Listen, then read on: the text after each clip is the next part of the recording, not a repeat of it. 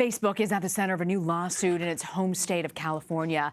Yesterday, the state's Attorney General, Xavier Becerra, announced the suit and actually revealed that Facebook had been at the center of an 18-month-long investigation. Prosecutors are looking into the company's data protection and privacy practices. And this is the first time that California made their inquiry public. Nick Thompson joins me now from San Francisco. He's a CBS News contributor and editor-in-chief of Wired. So, Nick, Facebook's been under investigation for nearly every state in the country. What do you think it is that California's investigation has really centered around at this point? Well, it's interesting because for a long time, people thought that California wasn't investigating because they were behind or they were reluctant. And what we learned yesterday is that California has actually had a long-running investigation into privacy practices, into possible violations of user rights. They just haven't told us about it. And they told us about it yesterday because they felt like Facebook was being non-compliant with their investigation. So it sounds like California has something big that's coming. Yeah, they stayed silent for 18 months, Nick. So what caused California's Attorney General to come forward now? Well, when you read the complaint and you read the documents, it's pretty clear that they are mad at Facebook, that they've asked for all kinds of specific things, specific documents, specific information, and they feel like they haven't gotten it. Facebook counters and says, we've been cooperating, we've given them everything they want. But the Attorney General's office in California feels like Facebook has been stonewalling. And so I think that they probably got fed up. What do you think it is that prosecutors are hoping to get from this lawsuit against Facebook?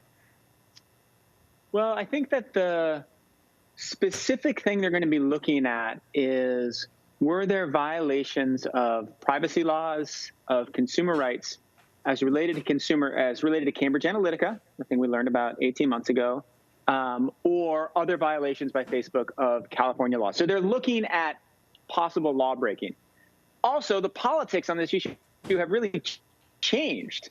It was not popular in California to investigate Facebook 2 years ago. Now it's extremely popular because the way people think about Facebook has changed dramatically. Yeah, that's such a good point, Nick. So what do you think it means for Facebook going forward now that that public sentiment has changed over the course of 2 years? It makes everything harder. It's true of all the tech companies, but it's particularly true of Facebook. In the Obama administration, they had all kinds of former employees working for the government. They could kind of come in and everybody would roll out the red carpet.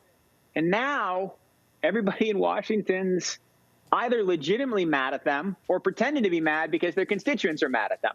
So it makes every single interaction with government agencies harder. It makes interactions with Congress harder. And it means that there are lawsuits coming at them from every direction because every attorney general will gain politically if they attack Facebook. So their lawyers are busy. They are busy. And in addition to this, they're weighing changes to their political ad policies. This comes after Twitter announced a ban on these ads and after criticism from some 2020 Democratic candidates. So what types of changes is Facebook considering at this point? And Nick, do you really think it's enough to quell this growing disconnect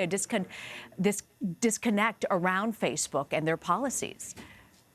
No, Facebook is not going to quell the dissatisfaction at them right now. And there's almost no position on political ads that Mark Zuckerberg could take that would please Democrats, besides getting rid of political ads completely, which would placate Democrats temporarily until they realized that they couldn't run ads for their climate change campaigns, for example. And then when they realized what had happened, they'd get mad again.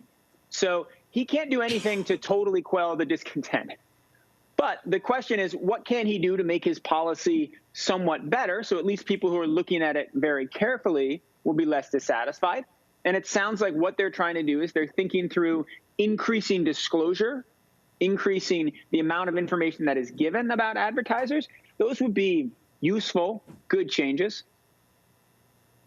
Nick Thompson. So great if we could break it all down, Nick. Thank you very much for joining us. Thanks so much. Delighted to be here.